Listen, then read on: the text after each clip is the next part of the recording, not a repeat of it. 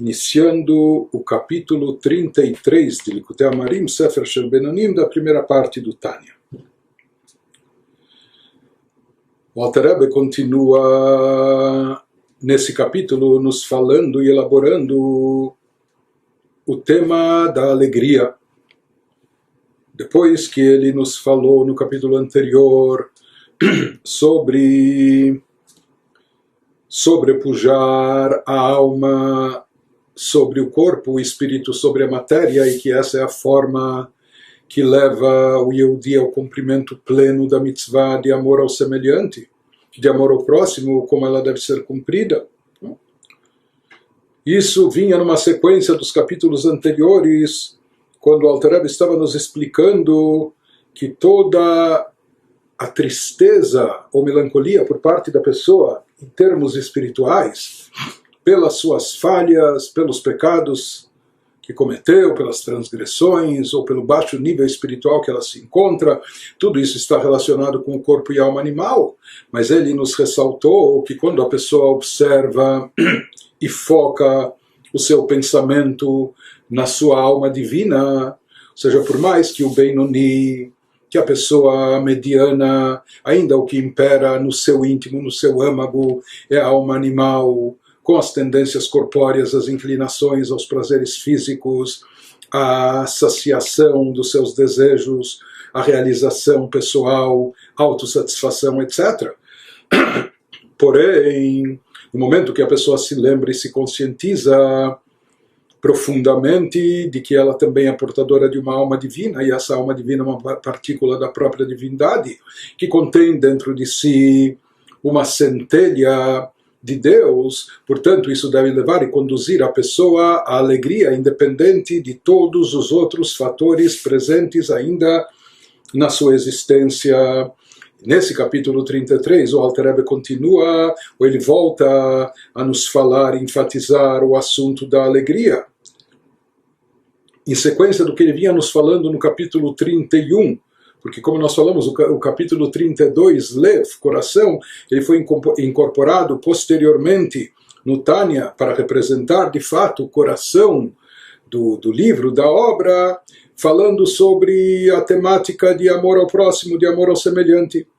De qualquer maneira, voltando agora em conexão também ao que ele dizia no capítulo 31, por mais que a pessoa talvez tenha do que estar amargurada e com o coração partido em função das suas falhas espirituais, do seu baixo nível espiritual, em função da predominância da sua alma animal e do seu corpo físico, porém, mesmo assim, apesar de tudo, o Alter Rebbe vem e mais uma vez evocando ambivalência, ele nos fala, não se esqueça que você também tem do que estar alegre e feliz. Ou seja, que toda essa amargura causada, que não é fantasiosa, é real, ou seja, ela é justificada pelo estado inferior espiritual que a pessoa se encontra, ou pelas falhas cometidas, etc., mesmo que isso seja justificado totalmente, porém isso não impede, não deve impedir a pessoa de estar alegre, ou seja, mesmo nessa situação, a pessoa tendo que estar alegre e feliz, como nós falamos, focando o lado positivo e divino que ele possui dentro de si. Isso que prossegue o Alter Rebbe elaborando nesse capítulo 33. Od zot tiyeh simchat hanefesh ha'amitit. בפרט כשרואה בנפשו ביתים מזומנים שצריך לזקקה ולהאירה בשמחת לבב, אזי יעמיק מחשבתו ויצייר בשכלו ובינתו עניין ייחודו יתברך האמיתי.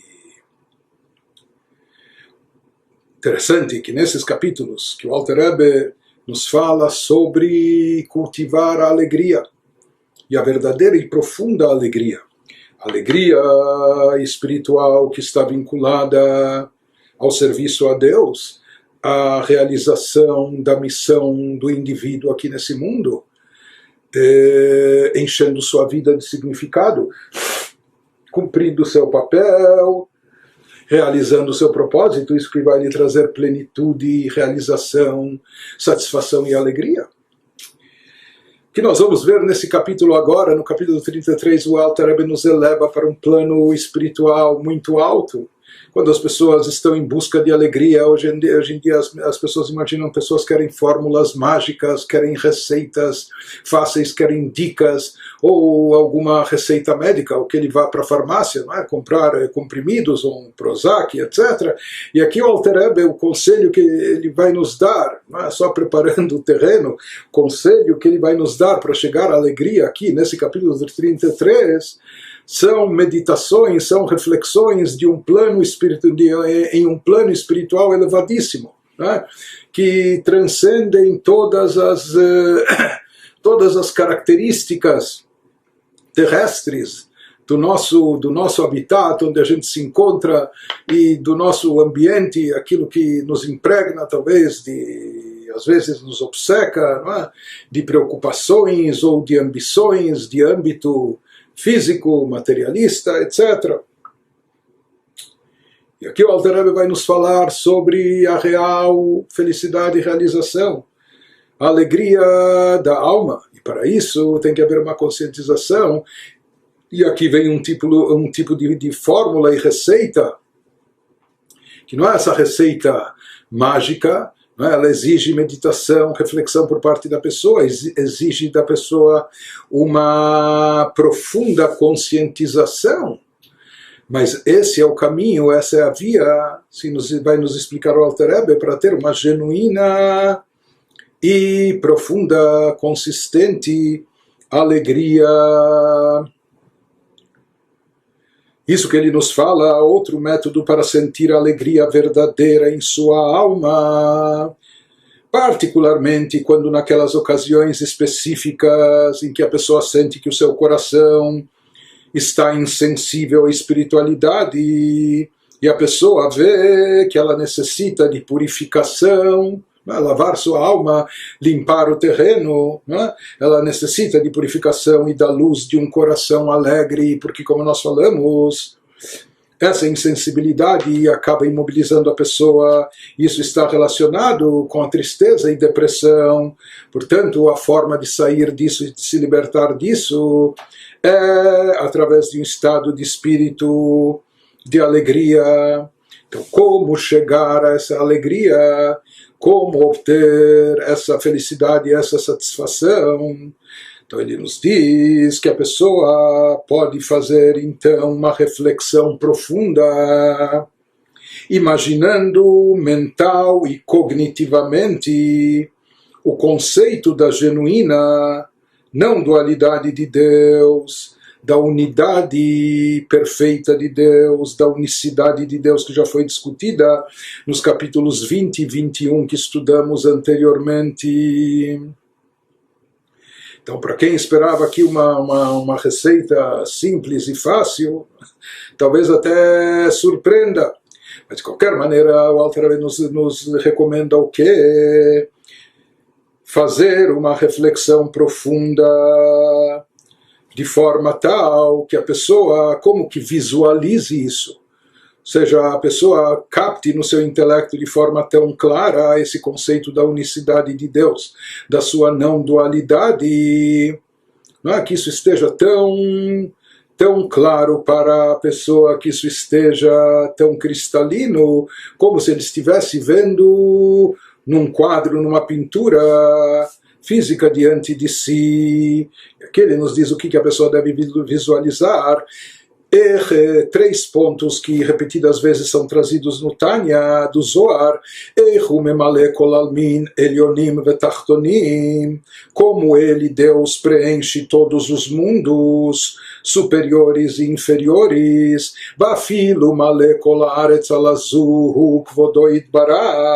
E até este mundo físico baixo, nosso mundo terrestre baixo em termos de espiritualidade, está cheio, repleto da sua glória, nas palavras de Isaías 6, né? E além disso,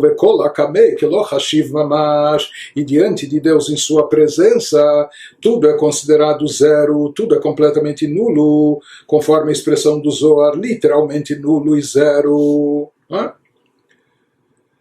Portanto, ele nos diz que um caminho, uma forma poderosa de levar a pessoa à alegria plena da sua alma é meditar e refletir sobre a unicidade, sobre a não dualidade de Deus.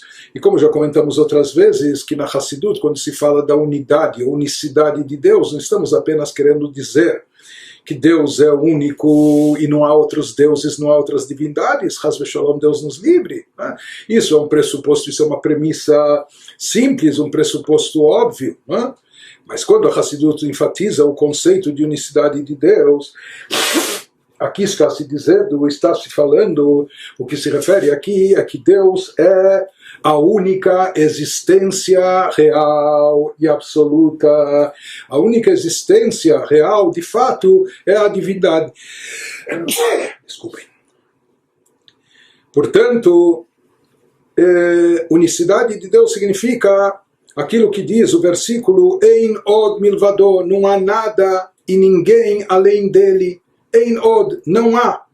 Ou seja, Deus é um e único, já que todas as criaturas, todos os seres não têm nenhuma e a mínima autonomia, todos dependem exclusivamente e constantemente da energia vital divina para existirem, e se essa energia parasse de ser aplicada e investida neles por um instante sequer, eles voltariam ao nada absoluto. Portanto, mesmo agora, supostamente existindo, todos os seres e criaturas são completamente nulos.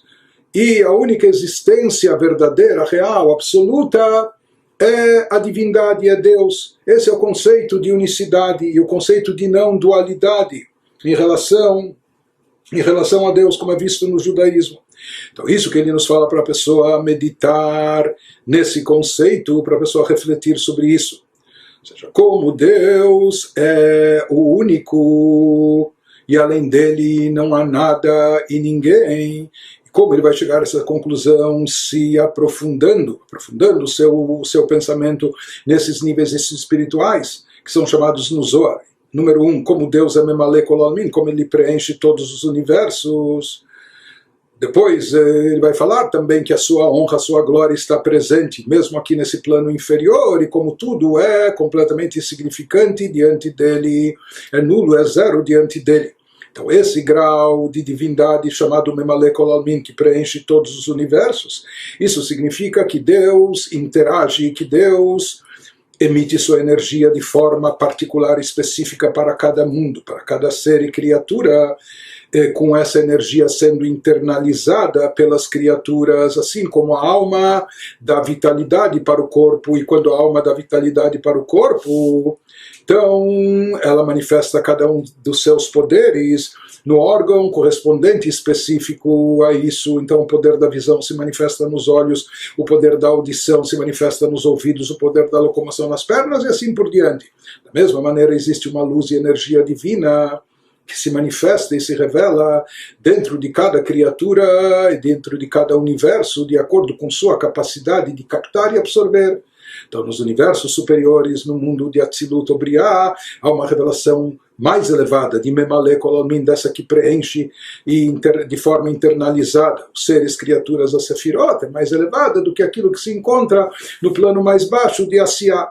Porém, existe uma outra energia divina que é superior e que, na realidade, a parte principal da vitalidade é derivada e desencadeada dela, que é chamada de Sobev Kol Almin, a chamada luz circundante e envolvente dos mundos, que essa energia trata-se de uma energia tão elevada que os seres e criaturas não podem internalizá-la por completo, não podem absorvê-la e contê-la, porque ela transcende a sua capacidade, e por isso ela é chamada envolvente. Ela também está presente no interior de cada ser e criatura. E a principal fonte de existência e vitalidade das criaturas, na realidade, é dessa fonte de energia chamada Sovev Kol Almin, mas já que ela transcende e transborda, ela não pode ser contida, dentro da capacidade das criaturas, por isso é chamada envolvente. E sobre isso ele se refere quando ele diz, interessante, quando ele se refere à luz que preenche todos os universos, ele diz,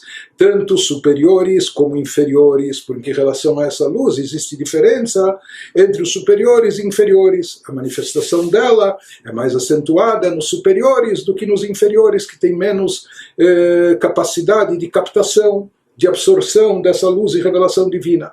Já aquela luz transcendental envolvente, diante dela, todos os planos são iguais, não existe superior e inferior, desde o anjo serafim, o anjo que está no mundo de Briá, até uma pedra inanimada no mundo terrestre, são idênticos diante dela, ela envolve a todos por igual, assim circundante como um círculo que não tem começo nem fim. Isso que ele se refere quando ele diz que a glória divina está presente até mesmo nesse plano inferior.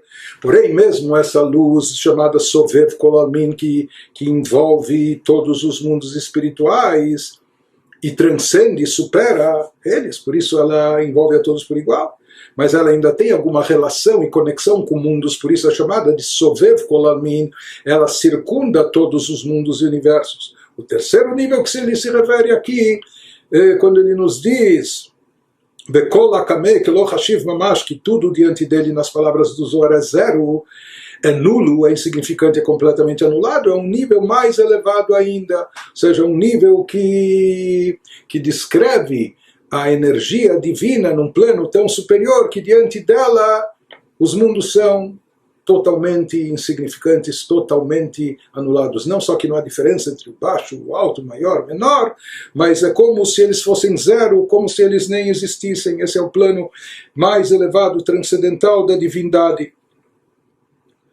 De qualquer maneira, ele nos diz que essa reflexão, essa meditação foi evocada várias vezes nos capítulos anteriores do Tânia também, aquilo que é trazido no Zohar, que a pessoa deve então meditar e refletir sobre isso na atuação de Deus no mundo, seja como essa atuação para o mundo é vital, essencial, mas que ao mesmo tempo em relação a Deus ela não envolve nenhum esforço ou não mexe com sua essência, por isso não causa nenhuma diferença e variação na divindade. Disso a pessoa vai concluir o quanto todos os universos, todos os mundos espirituais e também até o nosso plano físico-material são completamente anulados diante de Deus. E esse é o conceito, então, da não-dualidade, da unicidade de Deus, que além de Deus não há nada. Vehu levado hu ba'elyonim vetachtonim mamash, kmo shehaya levador kodem sheshet yemei bereshit. Em função disso, por causa disso, então, todos acreditam na linguagem da nossa liturgia, das nossas rezas matinais, ou nas rezas também das nossas festas. Ele é único, sozinho. Deus, não só que ele reina, soberano, ele é a única existência real nos mundos superiores e inferiores, literalmente. Assim como era sozinho antes dos 6 dias da criação, mesmo que houve uma criação magnífica de uma infinitude de criaturas e de seres em vários níveis, mas tudo isso não afeta em nada absolutamente a Deus, ou seja, isso não causa nenhuma mudança, nenhuma variação. Assim como ele era antes da criação, sozinho, absoluto, total, da mesma maneira exatamente, continua sendo também depois dos 6 dias da criação. Vegam bemakom hazeh shenivra bo olam hazeh, השמיים והארץ וכל צבאם, היה הוא לבדו ממלא המקום הזה, וגם אתה כן הוא לבדו, בלי שום שינוי כלל. E continua, enfatiza o Alter Rebbe, mesmo neste espaço que nós nos encontramos, em que foi criado o nosso mundo físico, material terrestre, os céus e a terra, e todos os seus numerosos componentes nas palavras do Gênesis, assim como no princípio, mas da mesma forma. Então, o que havia antes nesse espaço do nosso mundo? Vamos falar que era um espaço vazio? Isso é maneira de dizer, porque na realidade nem o espaço havia. Não é que havia um espaço vazio, o próprio espaço também é uma criação, não havia sequer um espaço vazio, mas isso é algo que a gente já nem consegue imaginar e com dificuldade até pronunciar. Mas de qualquer maneira ele nos diz o que havia antes do que há agora. não é? Não havia nada. O que havia em termos de criatura? Não havia nada e ninguém.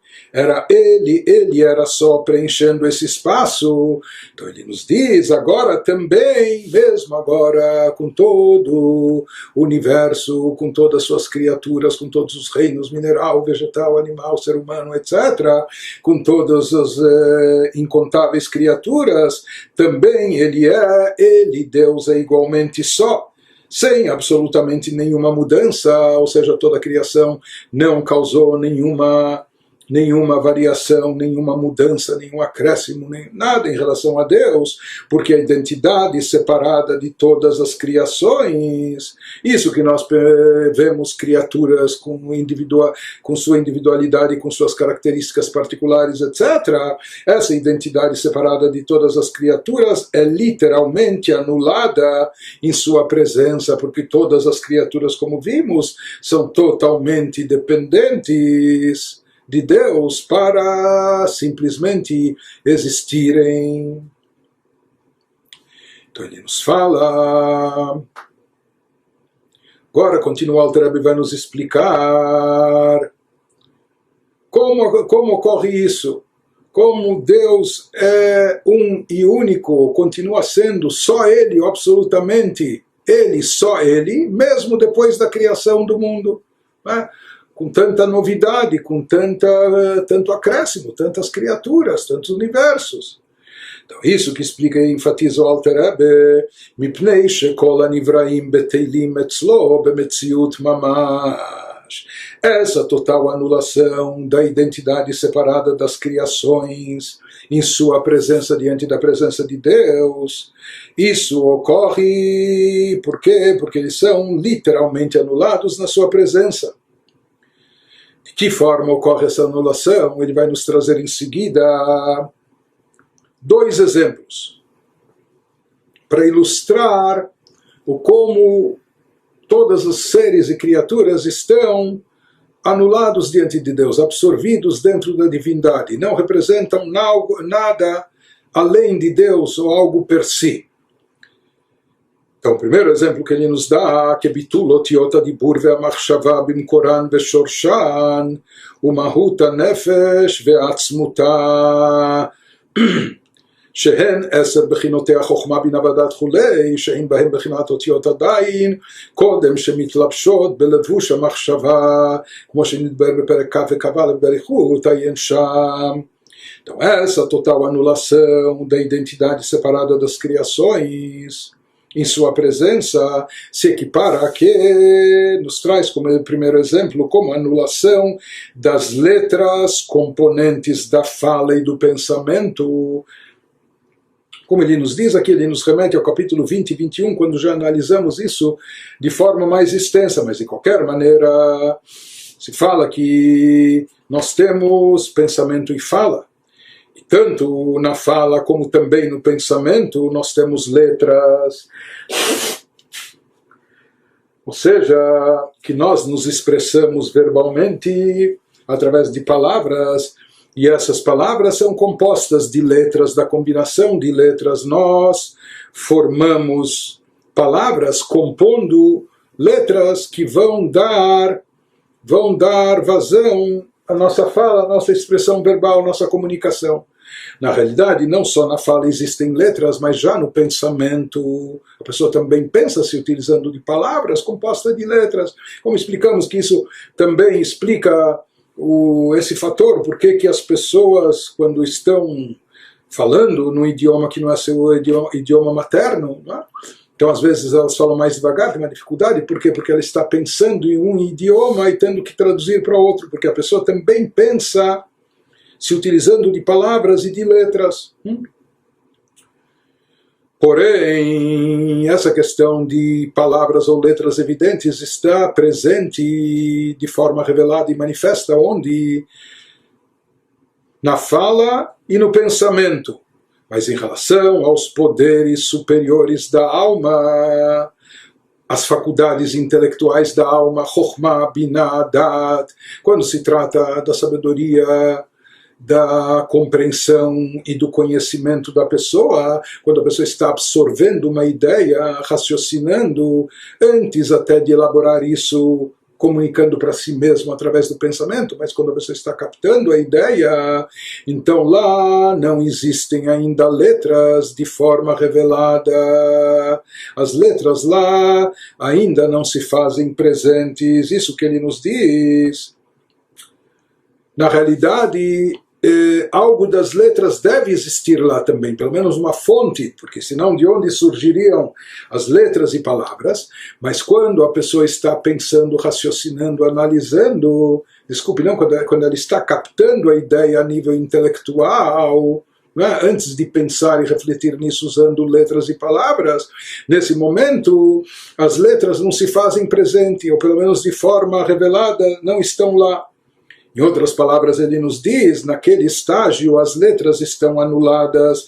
Isso é como a anulação das letras componentes da fala e do pensamento, ou seja, essas letras que irão se manifestar na fala e no pensamento, elas estão anuladas em sua fonte pré-linguística, antes da pessoa começar a expressar isso para si mesma através do pensamento e para outros através da fala. Quando a pessoa está nesse estágio pré-linguístico, que é o âmago profundo da alma, ou seja, isso envolve a parte mais profunda da alma, seus poderes e suas faculdades, a saber, os 10 poderes da alma, e aqui ele enumera os 3 primeiros de cunho intelectual, Chokhmah, Binah, Dat, etc. Quando as letras ainda não se cristalizaram, antes que haja expressão na vestimenta, pensamento, quando começam a se cristalizar, a se revelar e se manifestar as letras, quando a pessoa começa a pensar e refletir, daí ele pensa com palavras, quando fala, não há dúvida, né? Mas como ele falou, a gente já explicou isso extensamente nos capítulos 20 e 21. De qualquer maneira, onde a gente vê evidente, onde se revelam e se manifestam as letras e palavras, na fala e no pensamento, mas enquanto a pessoa está ainda no plano intelectual de raciocínio, ou mesmo no plano emocional, envolvendo sentimentos, que isso é algo mais profundo na pessoa, envolve o âmago da sua alma, lá não estão presentes letras e palavras. Talvez por isso a gente veja, por exemplo, levando em consideração sentimentos, que quando está presente, quando se manifesta um sentimento muito intenso, muito profundo, a pessoa fica muda, emudecida, ele não tem como expressar isso em palavras ou letras. Por quê? Porque o sentimento em si, no próprio sentimento, quando ele é muito forte, está manifesto e evidente, e lá ainda não há letras reveladas. Porém, se diz que a fonte, a raiz das letras, que vão surgir mais tarde no pensamento e na fala, elas estão presentes também nas faculdades intelectuais ou no plano emocional. Apenas que lá eles estão completamente, as letras estão completamente anuladas na sua fonte, na sua origem. Então, naquela hora, o que se percebe é apenas o intelecto da pessoa, ou apenas o seu sentimento, e não letras e palavras. Não que elas não existam, porque a fonte delas vem de lá, mas lá elas estão completamente absorvidas, anuladas diante do intelecto, diante do sentimento. E o mesmo ele nos diz acontece em relação, por assim dizer, à fala divina, que nós falamos que o mundo foi criado através de 10 pronunciamentos. Esses pronunciamentos, assim como a fala, representa a comunicação com o outro, com aquele que está fora. Da mesma maneira, quando Deus estava por criar, né, produzir a criação, então a metáfora que a Torá utiliza é que ele criou através de palavras, que é uma comunicação externa, ou seja, ele investiu aqui uma energia, uma força para dar existência, dar vida a todos os seres e criaturas. Mas se fala onde estão presentes as letras ou palavras divinas, que a palavra de Deus que contém essa energia divina, então isso se manifesta de uma forma revelada quando isso é exteriorizado, quando isso é externado, colocado para fora, como os 10 pronunciamentos, mas na realidade, na sua fonte e origem, ou seja, nas 10 sefirot supremas, assim como nos poderes da alma, as letras lá estão anuladas diante do intelecto e sentimento, a mesma coisa também.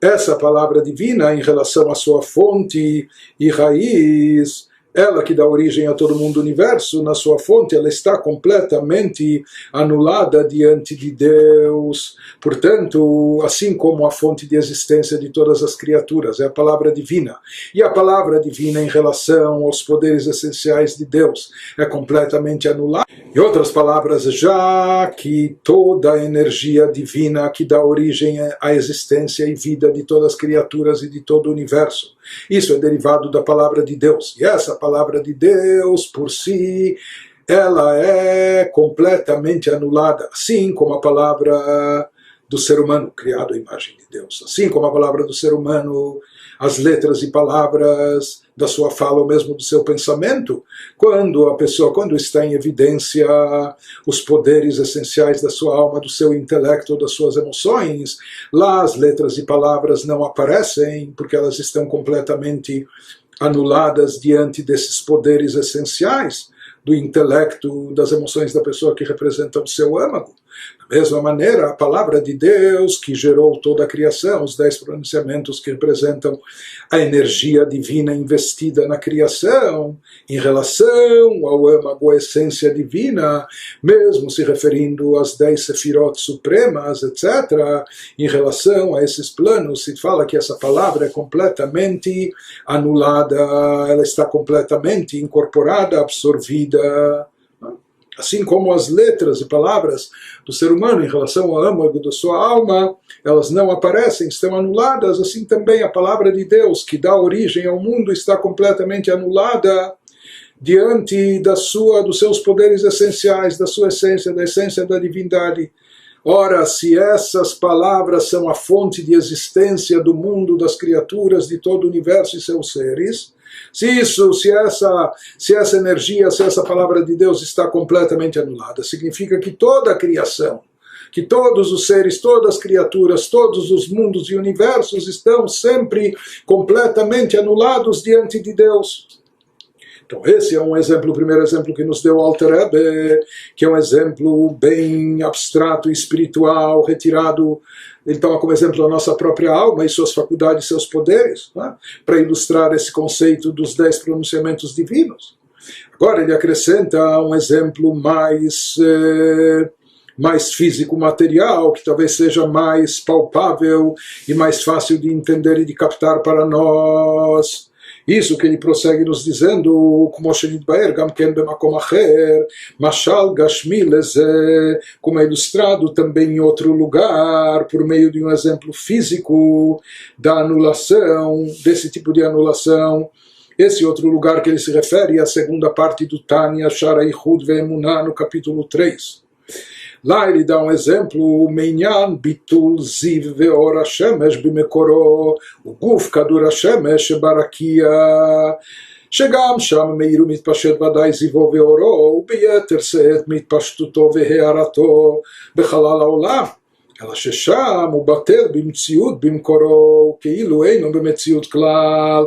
Então, o exemplo físico que ele nos dá na segunda parte do Tânia em relação a esse assunto, para entender e captar melhor esse tema, como é possível que toda a criação não produziu nenhuma mudança e variação para Deus. Por quê? Porque toda a criação está completamente anulada diante dele. Então, para ilustrar isso, ele nos traz o exemplo físico da anulação da identidade separada da luz e raios do Sol. O raio solar, que possui as características da sua fonte, ou seja, ele tem luz, ele tem calor e etc. Mas quando a gente fala em identidade separada da luz e raios solares, quando eles estão fora da sua fonte, fora do astro, então a gente distingue e fala dos raios do Sol. Se nós estivéssemos em contato direto com o Sol, não só que isso ofuscaria, nos queimaria, nos consumiria. Então a gente tem contato com os raios do Sol. Os raios do Sol, conforme eles vão se afastando do Sol também, conforme eles vão se afastando da sua fonte, da sua origem, então vai diminuindo sua intensidade, tanto em brilho, luz, como de calor, etc. Até chegar num ponto mais baixo, onde ela volta a aumentar. De qualquer forma, ele nos diz que essa identidade separada da luz e raios do Sol ocorre quando eles estão fora do Sol. Porém, quando o raio solar se encontra dentro da sua fonte, dentro do astro solar, que é o globo solar físico visto no céu, o que ocorre então com o raio solar quando ele está na sua fonte? Será que ele existe lá? Diz o Alter Rebbe, pois lá também no interior do Sol, essa luz e esses raios com certeza brilham. Senão, de onde eles surgiram? Claro que existem. Se eles atuam, se eles brilham fora do Sol, com certeza eles brilham dentro do Sol também. Não só também, brilham mais ainda, quando eles estão apegados à sua fonte, ligados e dentro da sua própria fonte e origem. Com certeza brilham ainda mais intensamente do que brilham no espaço atmosférico deste mundo. Então, com certeza eles estão presentes, e não só presentes, mas com mais evidência, com mais força e intensidade dentro da sua fonte e origem. Mas o que acontece lá, porém ali, em sua fonte, apesar de sua maior resplandecência, sua identidade separada como raios de luz individuais é extinta. Eles podem estar lá, não só que estão lá, podem estar até mais fortes, de fato estão, mais fortes e intensos, mas sem identidade separada. Lá não existe individualidade, lá você não pode distinguir e discernir, olha, isso é o Sol, é o astro, isso são apenas os raios solares, os reflexos da luz solar. Não, lá eles estão completamente absorvidos, incorporados, por isso se confundem, não só que se confundem, eles perdem, não têm identidade própria. Lá se fala apenas do Sol e não dos raios do Sol. Eles estão lá presentes, são de lá derivados, estão presentes com mais intensidade, mas a identidade separada, por assim dizer, a individualidade deles é extinta. E é como se eles simplesmente não existissem. Portanto, essa luz dos raios solares não é algo que surge, que aparece somente fora do Sol. Não, isso já existe desde ainda dentro do Sol, não é? Porque se elas se fazem presentes, iluminam fora do Sol, com certeza a luz e o reflexo solar, então não há dúvida que muito mais elas estão presentes dentro do próprio astro solar. Não é? E como nós falamos, lá não é apenas um reflexo, uma irradiação dessa luz, mas lá essa luz do raio solar se encontra mais forte e mais intensa, de forma mais elevada, porque ela está lá incorporada à sua fonte, como quando ela está totalmente carregada, ligada à sua fonte, não é? Porém, ele nos diz que apesar de tudo isso, lá ela está, essa luminosidade, esse reflexo solar, esses raios solares, lá eles estão completamente anulados. Quando nós identificamos os raios solares fora do Sol, nós então atribuímos a eles alguma consistência e presença. Ou seja, essa luz tem, por assim dizer, uma existência própria, não é? Mas quando se encontram incorporados dentro do Sol, então eles estão completamente anulados, nullificados diante da sua fonte e origem. O que a gente sente na fonte e origem é apenas o astro solar, apenas o Sol, e não raios do Sol. Está tudo dentro dele, incluso dentro dele. E aqui nós temos que notar e observar a diferença entre o exemplo e a analogia que quer se transmitir. Porque no caso do Sol, o Sol ocupa um determinado espaço ilimitado, enquanto que os raios do Sol iluminam, brilham, se expandem, se propagam para um lugar onde o próprio Sol não se encontra. E isso ocorre apenas no exemplo. Mas na analogia, quando nós transpomos isso para o exemplificado, quando nós queremos falar da energia divina, Deus é onipresente, Deus está em todo lugar, ocupa todo o espaço. Portanto, em relação a Deus, mesmo quando nós falamos do reflexo da divindade que atua no universo, que dá luz e energia vital para os seres e criaturas, aqui no caso, esse reflexo nunca atua numa área ou num reduto, num domínio onde a própria fonte não se encontra, já que Deus é onipresente. Então o que acontece? O reflexo da divindade que dá energia vital para os seres e criaturas, para o mundo, está sempre incorporado dentro da sua fonte, sempre está dentro da sua origem, conectado a ela, e portanto sempre está completamente anulado diante da sua fonte, sem qualquer individualidade, sem qualquer percepção particular, etc. Né? Então isso nos explica como que essa energia vital divina, uma vez que ela está sempre anulada, está sempre incorporada dentro da fonte de origem, ela que dá existência a todo o universo, por tabela, não é? Extensão disso, em conclusão disso, nós concluímos que todo o universo, com todos os seus seres múltiplos, com todas as suas inúmeras criaturas, estão sempre, constantemente, no estado de completa anulação diante de Deus, diante do Criador. Por isso toda a criação não implica em nenhuma mudança e variação diante de Deus. Isso ele nos diz, וככה ממש דרך משל וביטול העולם ומלואו במציאות לגבי מקורו, שהוא אין סוף ברוך הוא, כמו שנדבר שם באריכות. Essa analogia mostra, essa analogia que nós falamos dos raios solares dentro do Sol, nos mostra de forma muito precisa como a identidade separada do mundo, na nossa percepção, essa identidade separada e tudo que ele contém se anula em relação à sua fonte, que é a abençoada luz infinita de Deus, conforme explicado extensamente ali na segunda parte do Tânia, no Shara Yichud Ve'emunah. Então daqui nós vemos que de fato isso não é só força de expressão, etc., mas todas as criaturas estão constantemente. Nós não vemos isso, não percebemos isso. Na nossa percepção, dentro das nossas limitações, nós não vemos e percebemos esse óbvio. Mas, como ele explica nessa segunda parte do Tânia, esse é o fato que nós estamos completamente anulados, nullificados, não só dependentes, sem autonomia, mas anulados, nullificados diante da fonte da nossa existência, da raiz da nossa criação, diante da divindade. Por isso, diante de Deus, de fato, nós somos como nada, e por isso toda a criação não implica em nenhuma variação, em nenhuma mudança em relação a Deus.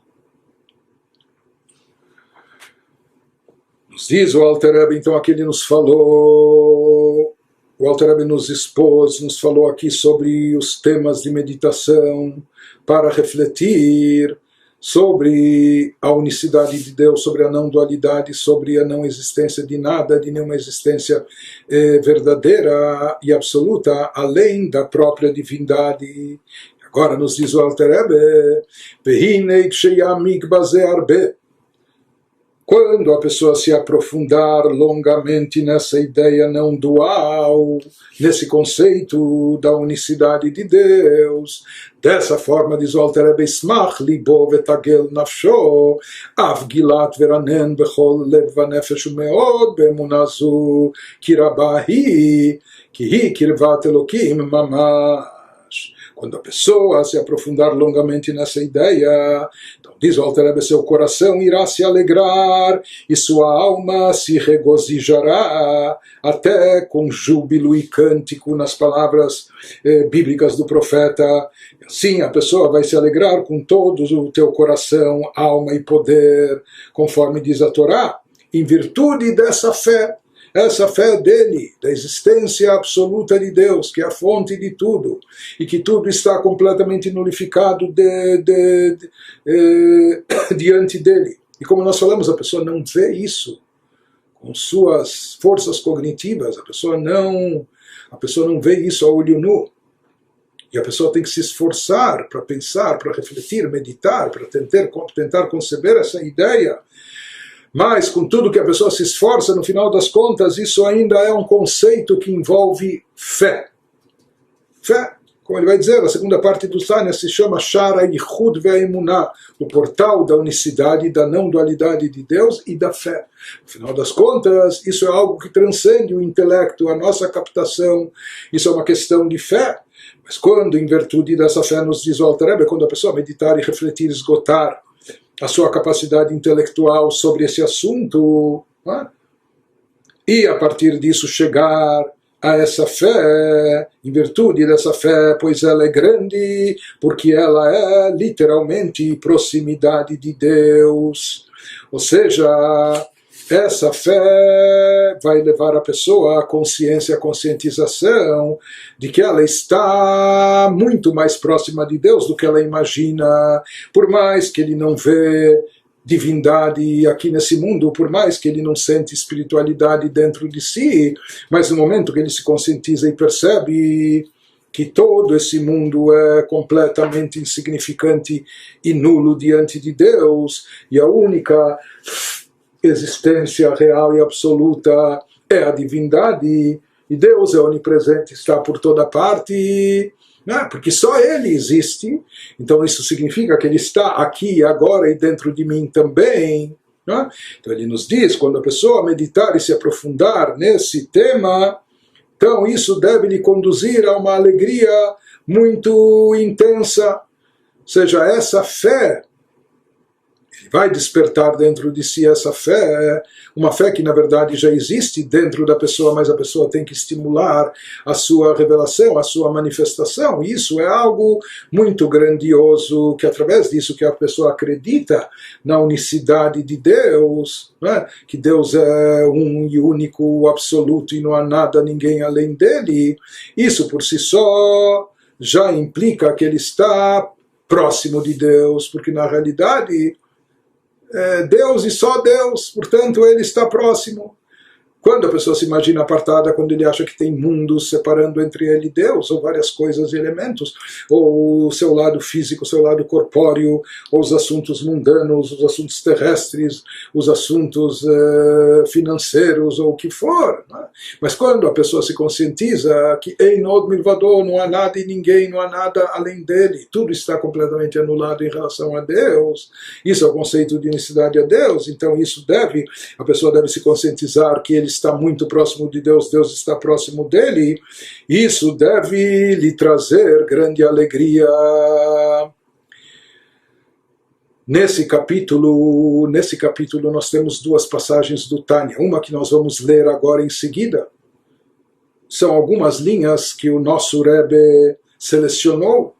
O nosso Rebbe selecionou 12 passagens da Torá, 12 versículos, ou seja, são 12 passagens que contêm versículos da Torá escrita, como também ditos dos nossos sábios no Talmud, e 3 passagens do Tânia, e ele pediu inclusive que crianças pequenas decorassem essas 12 passagens. E pelo visto, como o Rebbe selecionou essas 12 passagens, é porque elas têm um conteúdo especial, um conteúdo fundamental, né? Que elas contêm dentro de si algo de muito essencial e fundamental. E 2 dessas passagens que o nosso Rebbe selecionou se encontram aqui nesse capítulo, porque elas envolvem conceitos muito importantes para todo Yehudi na sua fé. Então, uma delas é o que ele nos diz agora, Veze kol adam vetachlit briato briat kol haolamot, elyonim vetachtonim liot lo dirazu vetachtonim, כמו שהתבר לקמן באריכות. Então, essa primeira passagem aqui diz, e nisto, fala o Tânia, consiste todo o propósito do homem, do ser humano, e a razão pela qual ele foi criado. E não somente isso, não é apenas a missão específica do ser humano, mas esse é o propósito de toda a criação, sendo também o motivo da criação de todos os mundos, superiores e inferiores, seja os planos espirituais elevados até os planos inferiores. Qual o motivo de tudo isso? Qual o propósito? Qual a razão? Qual a nossa missão? Ter essa morada para Deus, nos mundos inferiores. Esse é um conceito extraído do Midrash Tanhumá, ou seja, o objetivo e propósito de tudo era produzir uma morada para Deus aqui nos mundos inferiores, no plano inferior.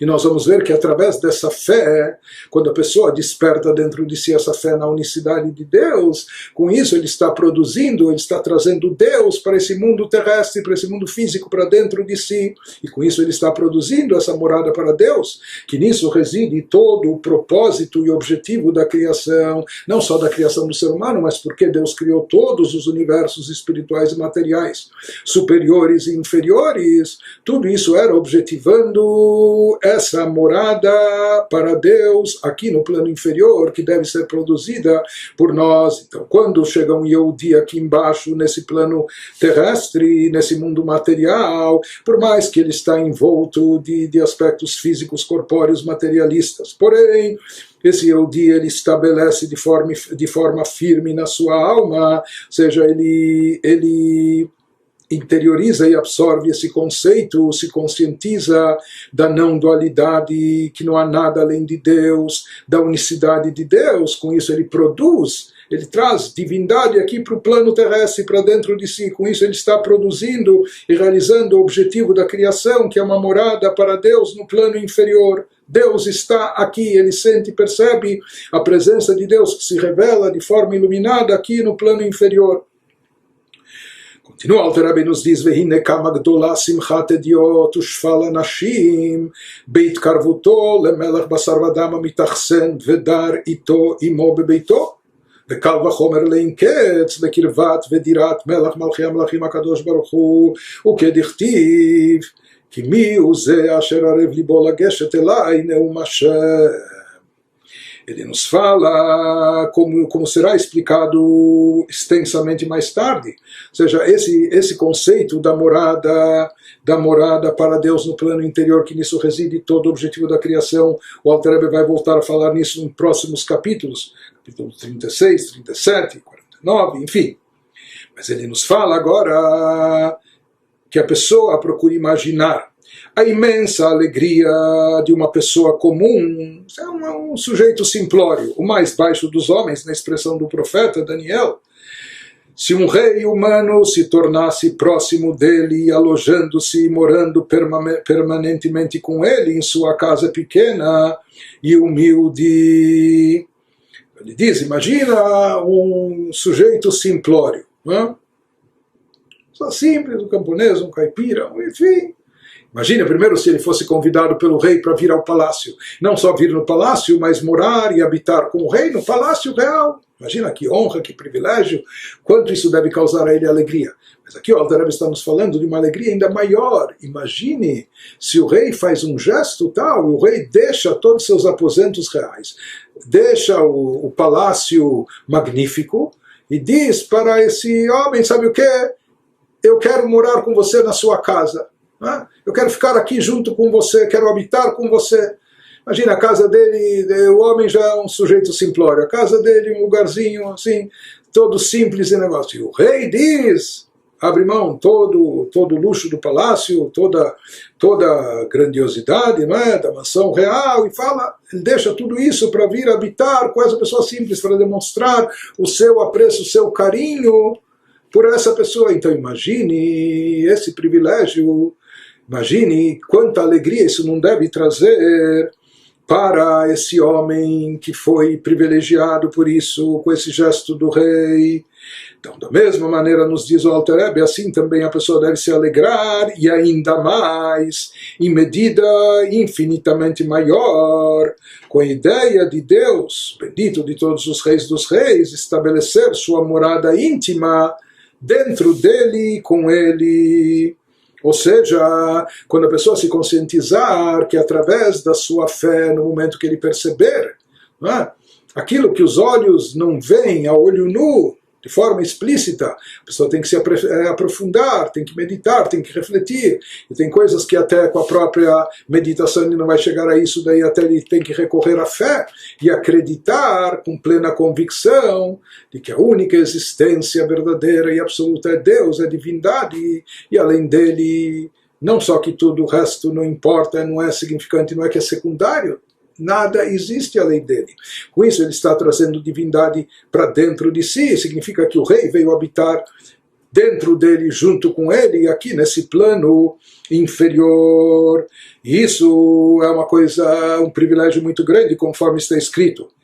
Isso lá consta no profeta de forma de pergunta retórica. Pois quem empenhou seu coração suficiente para se aproximar de mim, diz Deus. Então quem já pode merecer que Deus paire sobre ele, permaneça sobre ele. Se fala mesmo que o rei passou de forma só provisória por alguns dias. Ele diz, não, eu quero ficar. Ele não vai ficar no hotel 7 estrelas, hotel de luxo. Eu quero ficar na habitação dessa pessoa simples. É aí que eu quero morar com ele. Então, com isso ele demonstra extremo apreço e carinho, como nós dissemos. Né? Mas ainda, quando ele fala, eu quero habitar com você de forma permanente. Então, como nós dissemos, mesmo se o rei convidasse esse camponês para vir morar com ele no palácio, já seria uma demonstração de kiruv, de aproximação, de carinho muito grande. Mas aqui é uma demonstração maior ainda, que o rei fala, sabe o que? Eu deixo de lado, deixo para trás todos os aposentos reais, todo o luxo e o conforto do palácio, porque o que me apraz mais é estar com você. E não só estar com você, eu quero morar com você, habitar junto com você, mesmo dentro dessa simplicidade da sua pequena casa, etc. Por isso ele nos fala, isso representa uma expressão divina, né? Uma expressão da divindade vindo habitar com a pessoa através da sua fé. E isso não há coisa mais elevada do que isso. Isso deve encher a pessoa de alegria. Ou seja, não existe algo mais elevado. A pessoa deve imaginar, bom, quero estar alegre, então que me dê uma receita para eu ganhar na loteria, para eu ser bem sucedido nisso ou naquilo. Mas aqui ele está nos dizendo algo muito mais elevado. No momento que a pessoa sabe que Deus está com ela, que Deus habita dentro dela, com ela, nos seus pequenos aposentos simplórios desse nosso mundinho físico terrestre, com a nossa cabecinha e nossas limitações, etc. Isso deve encher a pessoa de satisfação e alegria, né, de realização plena que não há acima dela. Estamos no meio do capítulo 33, quando o Alter Rebbe está nos explicando mais um motivo para a pessoa despertar uma intensa e profunda alegria na sua alma, no momento que a pessoa se aprofunda no conceito da unicidade de Deus, da não dualidade, o quanto Deus é a única, o fato de Deus ser a única existência absoluta, porque todo o resto, não só que depende dele, mas é completamente anulado e nulificado diante dele, conforme explicamos extensamente na primeira parte do capítulo. Então ele nos diz, no momento que a pessoa despertar essa fé dentro de si, de que não há nada além de Deus, e que Deus está aqui presente, com ele, dentro dele. O exemplo que ele deu, uma alegria maior para o sujeito simplório, que o rei deixa o palácio para vir habitar junto com ele, demonstrando seu carinho e apreço por ele.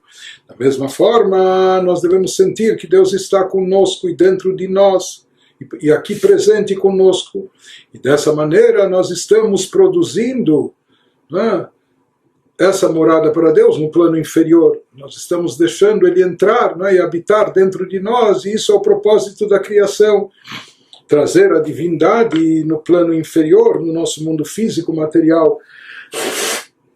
Ou seja, aqui na nossa existência física, como estamos incorporados nesse mundo terrestre, ter essa fé, possuir essa fé, perceber que Deus se encontra aqui conosco, dentro de nós. Continua, Alter Rebbe nos diz, no momento que a pessoa se conscientiza disso e percebe isso, ועל זה תקנו ליתן שבח והודיה לשמו יתברך בכל בוקר, ולומר אשרינו מה טוב חלקנו וכולי, ומה יפה ירושתנו.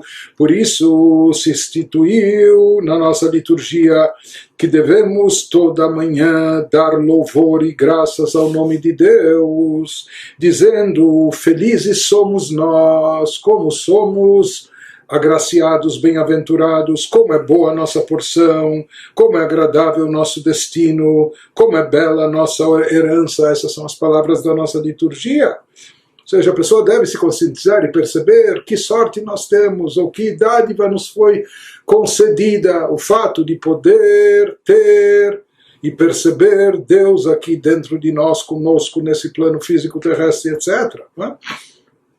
Klamar, כמו שאדם שש ושמח בירושה שנפלה לו הון עתק שלא עמל בו, כן ביותר מכן לאין קץ יש לנו לשמוח על ירושתנו שהנחילונו אבותינו.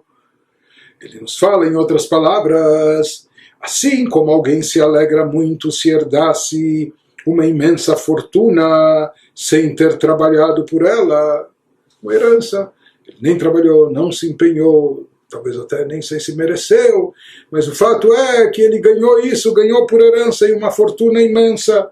Não é? O quanto isso não deve alegrar a pessoa, do mesmo modo, e na verdade infinitamente mais, nós devemos nos alegrar com a herança que recebemos de nossos ancestrais, aquilo que recebemos, a herança espiritual que recebemos dos nossos antepassados, dos nossos patriarcas, etc. Qual é essa herança que eles nos deram, nos transmitiram? O Ichud Hashem Amiti, אשר אפילו בארץ מתחת אין עוד מלבדו, וזוהי דירתו בתחתונים. Ele nos diz que essa herança consiste no quê? A verdade da unicidade não dual de Deus. O que eles herdaram para nós é essa consciência, essa fé da unicidade de Deus, da não dualidade, que mesmo embaixo da terra, na expressão do versículo bíblico, não há outro além dele, ou seja, mesmo no plano terrestre, físico, palpável, não há nada, nenhuma criatura, não há nenhuma consistência, nenhuma substância, não há nada além dele, tudo está completamente anulado, não só que depende dele para sobreviver, para subsistir, mas tudo de fato está continuamente, completamente anulado a ele de forma absoluta. Ou seja, algo que a pessoa ganha. Por exemplo, se a pessoa se empenhou, trabalhou, se esforçou e ganhou uma bolada, não é? Foi recompensado, ganhou um bônus, etc. Isso lhe traz alegria. Porém, essa alegria ainda é incomparável com a alegria que a pessoa tem quando, de repente, ela recebe algo, cai algo para ela, não é? Sem ela ter se esforçado, sem ela ter se empenhado, simplesmente ela recebeu isso, não é? De mão beijada, de graça. Então, ele nos diz, de uma forma mais intensa, a gente tem que se alegrar com essa herança espiritual que nós obtivemos dos nossos ancestrais. Ou seja, que eles nos dotaram dessa fé profunda, que Yehudim são crentes, filhos de crentes, que acreditam em Deus, nós fomos dotados dessa alegria e nós devemos nos alegrar. Fomos dotados dessa fé na unicidade de Deus, isso deve nos causar, portanto, profunda alegria. Essa consciência da unicidade de Deus que herdamos dos nossos ancestrais. Isso deve nos trazer tamanha alegria, porque essa fé que se faz presente dentro do Yehudi, ela representa a morada de Deus aqui no plano inferior.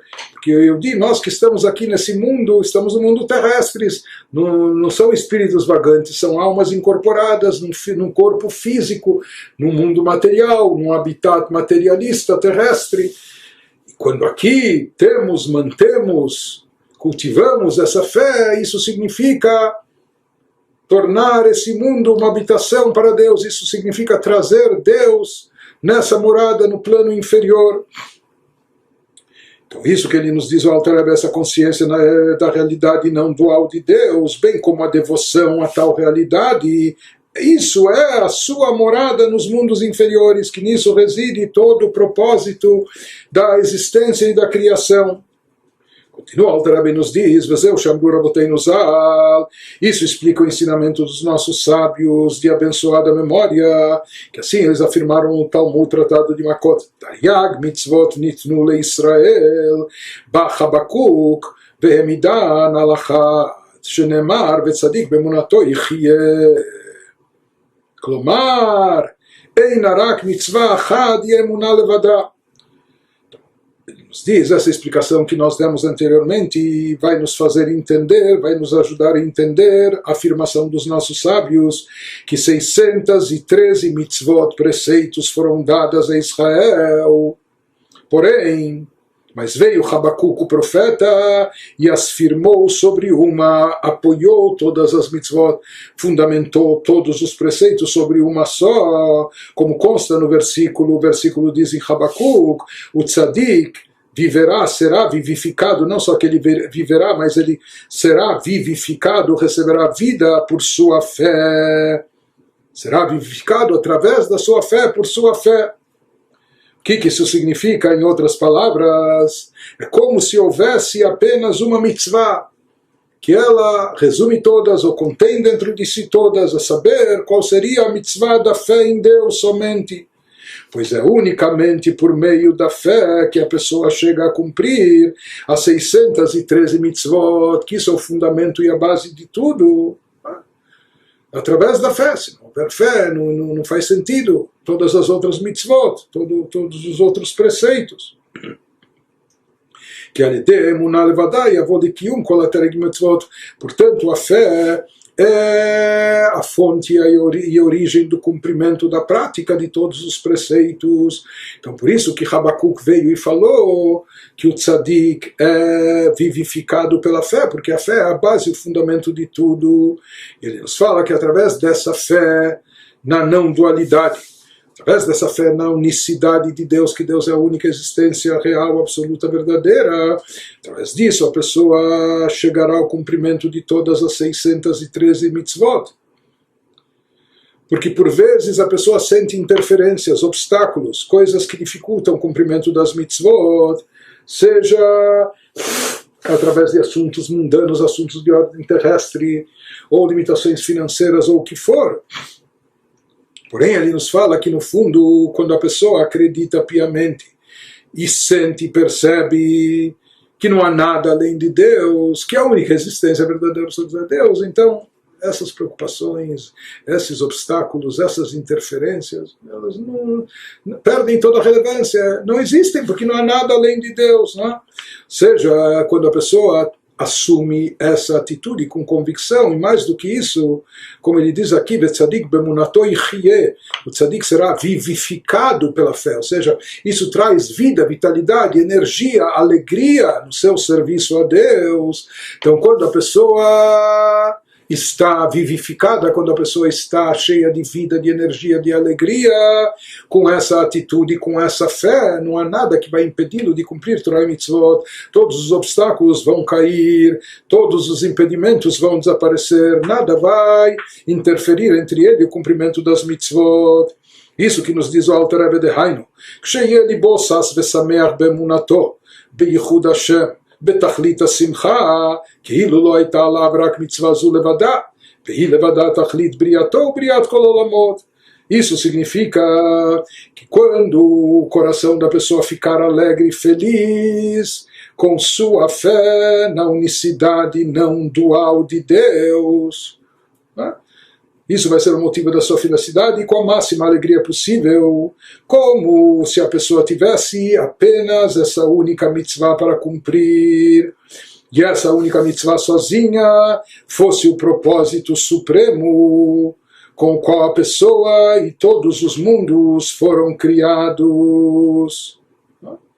Portanto, então, por meio da força e energia que sua alma obterá dessa grande alegria, sua alma se elevará para superar tudo que impede ela, internamente ou externamente, de observar todas as 613 mitzvot.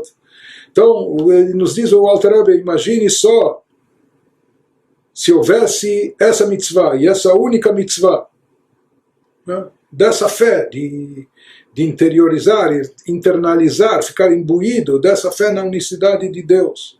Imagine então a grande alegria, alegria intensa que isso lhe causaria, alegria intensa que você derivaria dessa fé. E na verdade isso que ele nos fala, que a fé é a origem de tudo, do cumprimento de todas as mitzvot.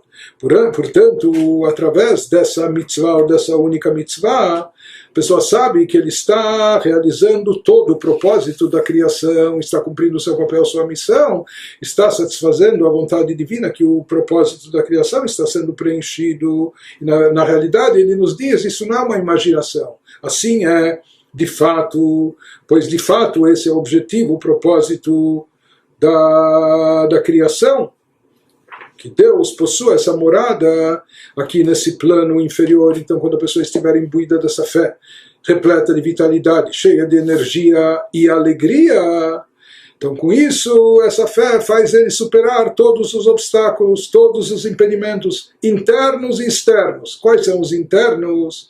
Às vezes as dificuldades que nós temos conosco mesmo, né?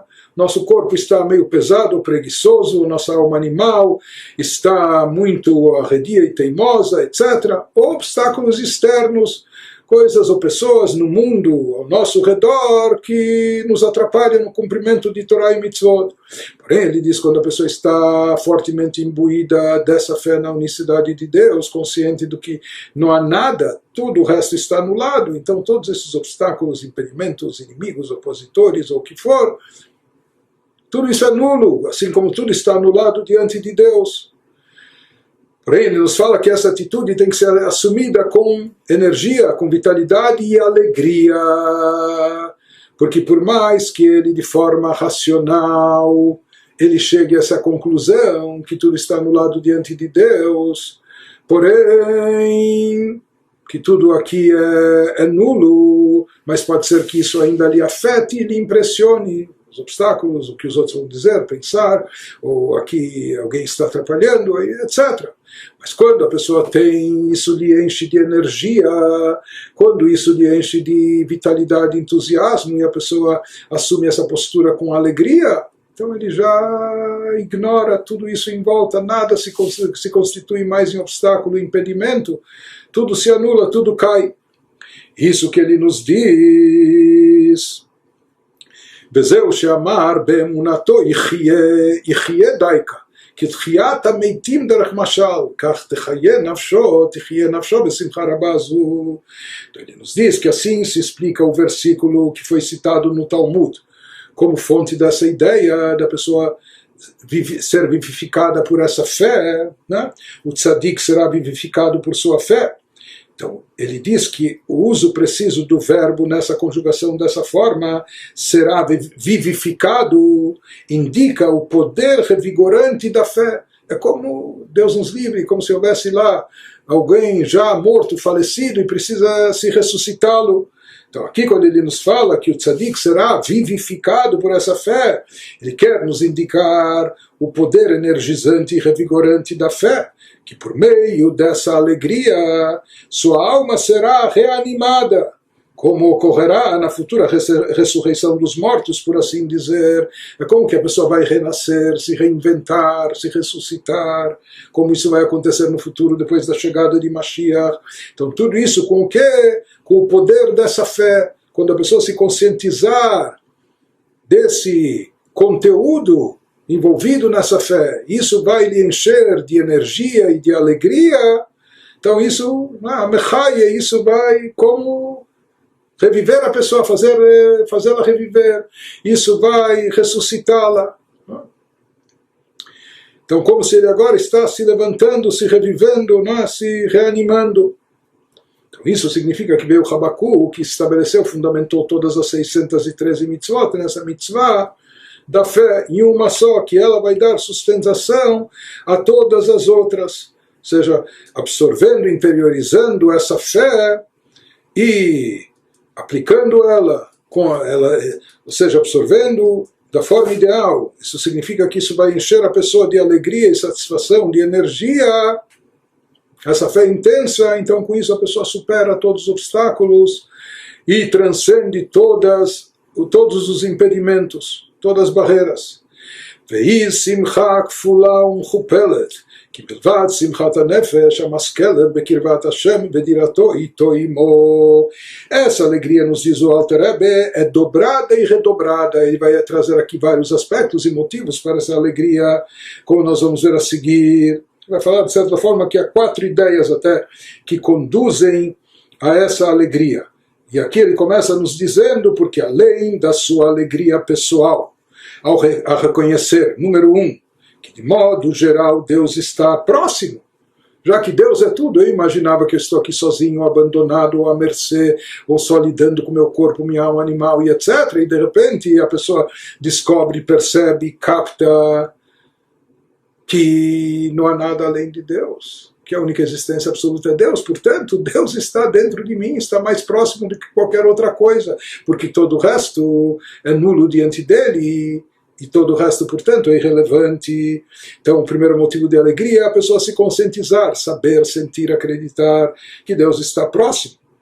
Além disso, número 2, realmente está estabelecendo sua morada conosco. Ou seja, não só que Deus está próximo, mas Ele está habitando conosco aqui nesse plano inferior, que esse é o objetivo da criação. Ou seja, mesmo que eu estou aqui nesse estado simplório, nesse estado baixo inferior, mesmo assim, Deus escolhe estar comigo.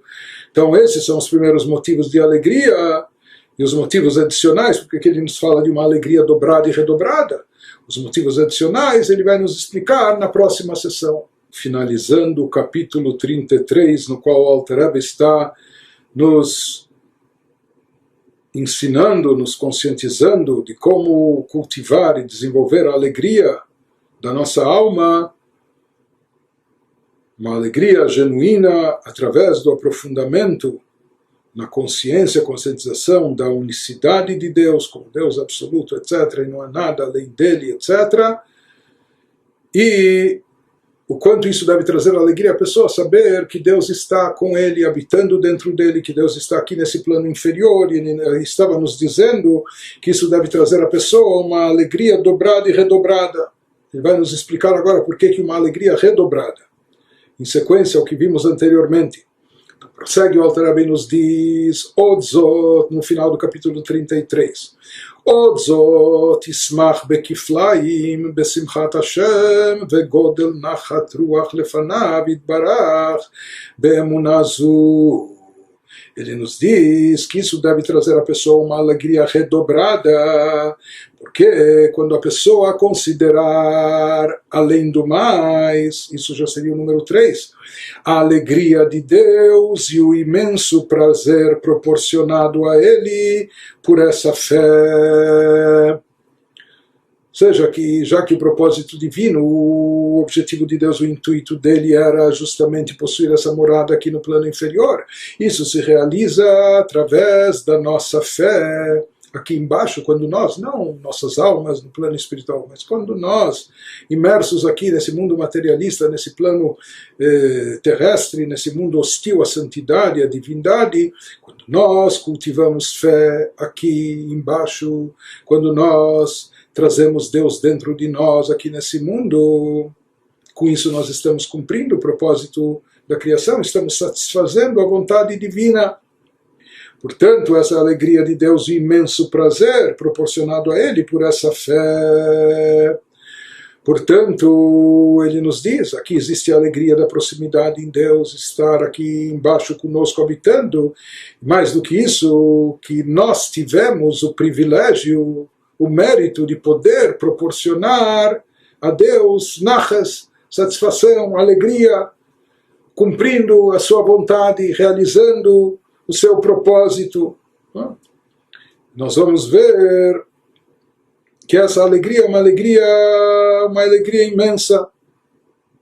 Como ele vai nos explicar a seguir, essa alegria nossa é derivada da alegria que causamos a Deus, por assim dizer. Que nós, simples e meras criaturas mortais de carne e osso, seres limitados, nos foi dada essa possibilidade de causar alegria e satisfação para o Criador infinito e ilimitado, e o grande Nachat Ruach, Nach é satisfação que nós causamos a Deus ao cultivar essa fé na sua unicidade, estando aqui embaixo. Então ele nos fala que com isso, qual o efeito espiritual que nós realizamos? Deitkafia sitra achra mamash, beitapech hashoch alinehora, sheu choshech haklipot shebeolam hazeh chumri, המחשיכים ומכסים על אורו יתברך עד את קץ, כמו שכתוב, קץ שם לחושך, דהיינו קץ הימין, שיביא רוח אטומה מן הארץ, ונגלה כבוד השם ורוחו בשר יחדיו, וכמו שהתבאר לקמן. Então ele nos fala que essa alegria de Deus e o imenso prazer proporcionado a ele por essa fé, a qual efetivamente através dessa fé o que nós produzimos e realizamos, através dessa fé se subjuga, que esse é o conceito de Tkafia, com isso nós rechaçamos, subjugamos a Sitra Achra, o lado oposto da Kedushá, que em geral o lado oposto da Kedushá chamadas Klipot, que encobrem e ocultam, querem encobrir divindade, ocultar a divindade nesse mundo, mas aqui nós tiramos o véu, nós descascamos, nós retiramos essas cascas que interferem e revelamos a presença de Deus através da nossa fé, revelamos a presença de Deus aqui nesse plano inferior. Então, com isso, nós estamos rechaçando, estamos subjugando a Sitra Achra, as Klipot, o lado oposto da santidade e as cascas. E mais do que isso, um estágio posterior e mais elevado, depois de Tkafia, depois de subjugar o lado negativo, a gente também consegue eliminar a Sitra Achra, fazendo Itafra, transformando a escuridão em luz, fazendo ela deixar de ser uma força negativa, produzindo essa metamorfose espiritual, transformando ela em algo positivo, eliminando a luz, a escuridão causada por ela e transformando essa escuridão em luz. E ele nos diz o que isso significa. Ele nos fala, referindo-se a essa escuridão, o que se refere? Escuridão, trevas espirituais. As klipot, que klipot é o que encobre, o que oculta. As klipot, nesse mundo físico, as chamadas cascas, crostas, que encobrem sobre a divindade. São as klipot nesse mundo físico que obscurecem, encobrem a luz de Deus. E elas vão perdurar, elas continuarão a fazê-lo, esse encobrimento, essa ocultação, até chegar a hora de ter fim, tal escuridão, que isso é quando Mashiach chegar na era messiânica, como está escrito sobre aquela época vindoura, em breve, ele põe fim à escuridão, assim consta em Jó, alusão ao fim dos dias, que é o fim da era atual, iniciando uma nova era, nas palavras do profeta Daniel, Deus retirará o espírito da impureza da terra, nas palavras de Zacarias, e a glória de Deus será revelada a toda a carne, e a glória de Deus será revelada, e toda a carne junta verá que Deus está falando, que é Deus que age no mundo impera, nas palavras de Isaías, como mais tarde ele vai explicar tudo isso nos capítulos 36 e 37. Então ele nos fala que toda essa alegria deve ser causada por esse fato que a pessoa está subjugando num primeiro momento a Sitra Achra, os encobrimentos sobre a divindade, as forças negativas, os agentes do mal que impedem a revelação divina aqui nesse mundo, no plano inferior. A pessoa está subjugando, e depois não só subjugando, mas também eliminando e até transformando essa escuridão em luz. Quando nós trazemos, quando a matéria deixa de impedir a espiritualidade, quando o físico deixa de limitar a alma, com isso nós estamos transformando esse mundo físico terrestre, estamos trazendo divindade aqui para esse plano físico e material. Que isso já é um prelúdio daquilo que vai acontecer mais tarde, quando o Mashiach chegar, quando a impureza for banida de forma completa da terra, e daí vai se eliminar a escuridão de forma total. Mas ele nos diz, enquanto isso, esse é o nosso trabalho, nisso consiste nossa missão, esse é o propósito da criação, subjugar e eliminar e transformar a Sitra Achra, o lado oposto da Kedushá. E como se consegue isso? cultivando, interiorizando essa fé dentro de nós, na unicidade de Deus. Ele nos fala, o bifrat bechutz laaretz she'avir eretz amim tamei umale klipot vesitra achra ואין שמחה לפניו יתברך, כי אורה ושמחה ביתרון אור הבא מן החושך דייקה. Ele nos fala que essa transformação de escuridão espiritual em luz, trazendo brilho e revelação divina, ela é especialmente acentuada fora da terra de Israel, fora da Terra Santa, quando nos encontramos na diáspora, onde lá a escuridão espiritual é mais forte do que na Terra Santa. A Terra Santa também é terra, também é terrestre, mas lá a santidade mais revelada, mais manifesta. Já fora de Israel, na diáspora fora da Terra Santa, existe um encobrimento maior sobre a luz divina. Portanto, quando fora de Israel conseguimos transformar a escuridão espiritual também em luz, isso é motivo de alegria ainda maior, uma vez que lá a escuridão é mais forte, pois a atmosfera das outras nações é impura, conforme de decreto dos sábios no Talmud, cheia de klipot e sitra achra. E ele nos diz, e não há alegria perante Deus como a luz e a alegria da eliminação das klipot, que possui a singular vantagem de ser luz proveniente e derivada da escuridão, nas palavras do rei Salomão em Eclesiastes.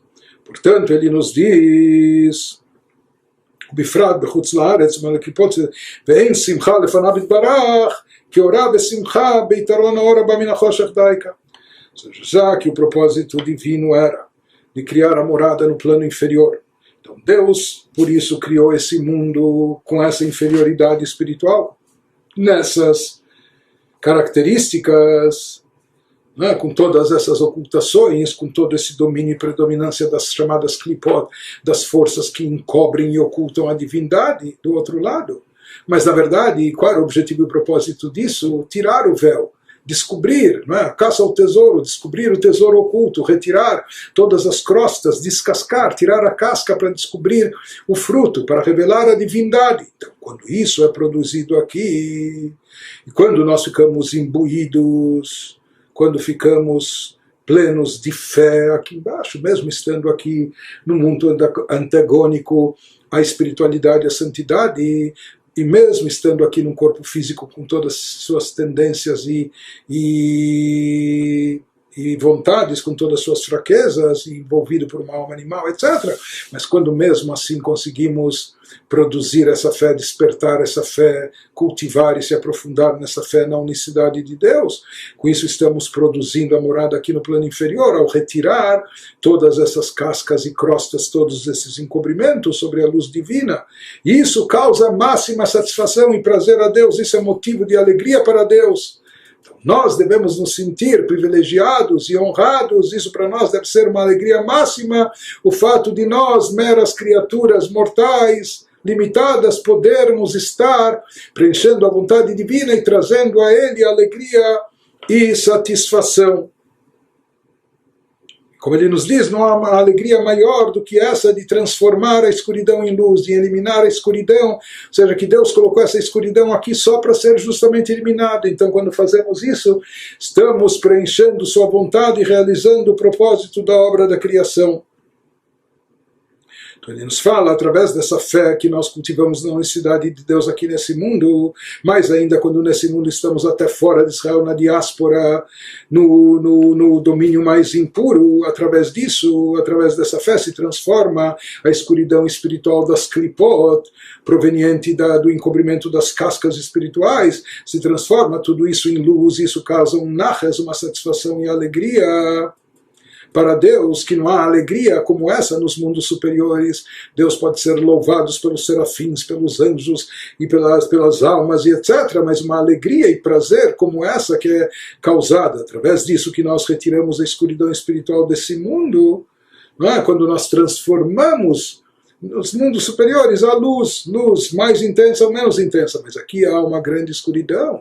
Portanto, não há alegria maior do que essa de transformar liberar essa escuridão e transformar essa escuridão em luz. E daqui nós entendemos que quanto maior e mais intensa for a escuridão, as trevas espirituais, quando transformadas em luz, maior é a satisfação e a alegria causada a Deus acima, através dessa nossa fé na unicidade de Deus, aquilo que o Yehudi acredita, ou seja, o fato dele acreditar que Deus é um e único, e Ele, e somente Ele é que está presente aqui junto comigo, e Ele impera, e Ele é absoluto. Não?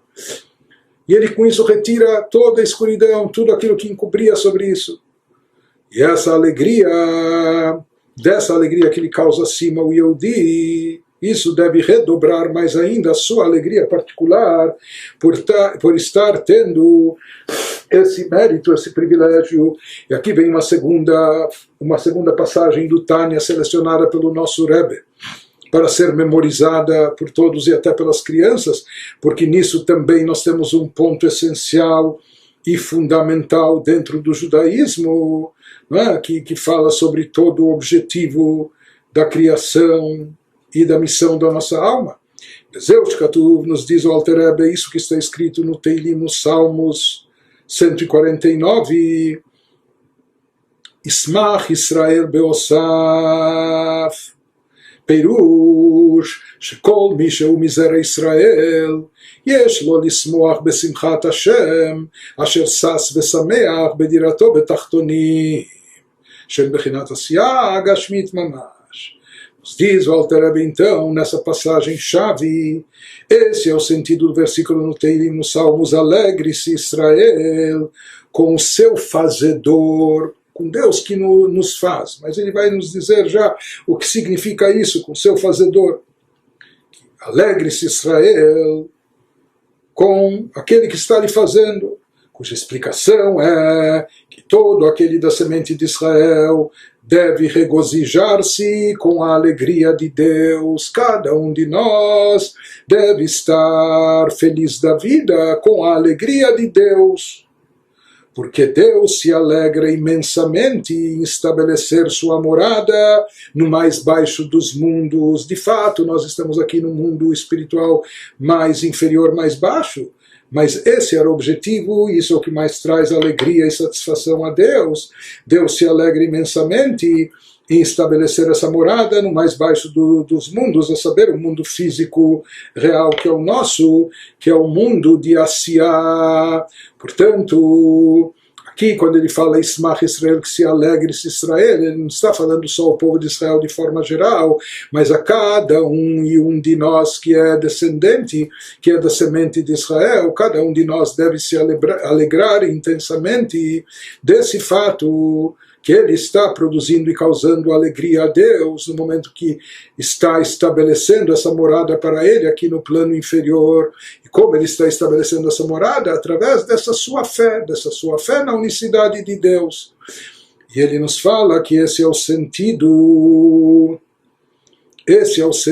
da palavra Deus, aquele que te faz o fazedor, não aquele que te criou, aquele que te formou, porque aqui ele está nos falando da alegria que deve sentir a criatura humana aqui nesse mundo Asiá, nesse mundo, nesse plano da ação, nesse mundo terrestre, que esse é o mundo inferior, onde Deus deseja e pretende ter a sua morada máxima. E conclui o Alter Rebbe nos dizendo: Vezeu shekatuv beosaf lashon rabim shehu olam hazeh agashmi amale klipot vesitra achra shenikra reshut harabim veture de pruda veitafcham lenehora venasim reshut hayachid leichudo yitbarach beemunah zu. Ele nos fala que essa zona, esse domínio das klipot e sitra achra, ou seja, esse reduto das chamadas cascas que encobrem divindade do lado oposto à santidade, também é designado pelo Zohar, é chamado no Zohar como cumes de montanhas divididos, como uma coisa que se ergue, ostentando a sua presença e etc. Então se fala que essa é a característica das clipot, das forças contrárias à divindade.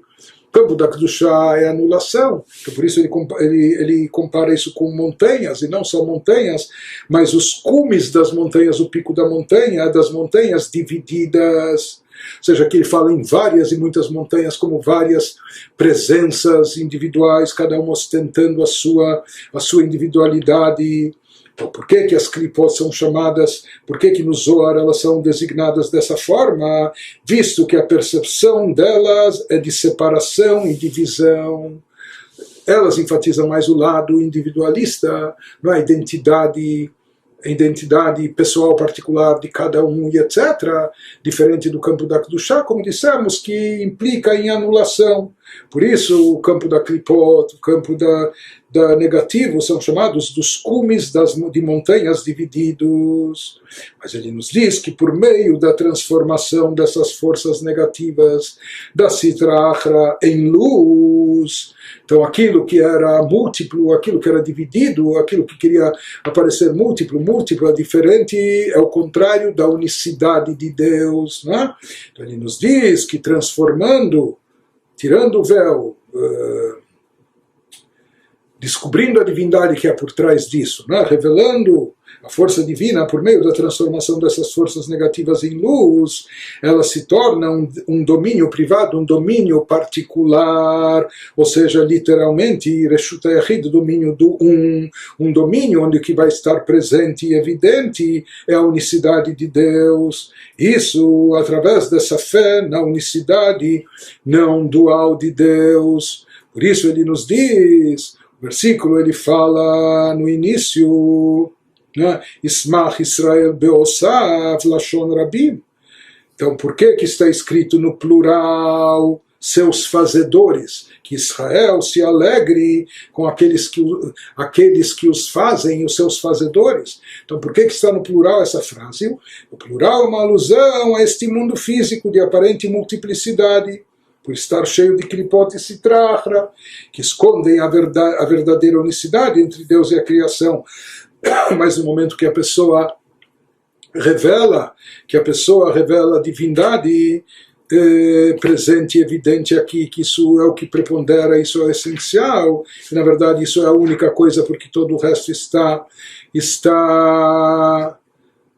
anulado diante de Deus. Então, quando dessa forma, na verdade, o que acontece? O ser humano, Yehudi, ele está desmascarando as Klipot, as cascas de Sitra Achra, esse lado oposto, esse lado oponente, que se opõe à Kedushá, a santidade, que esconde, oculta e obstrói a espiritualidade e a divindade.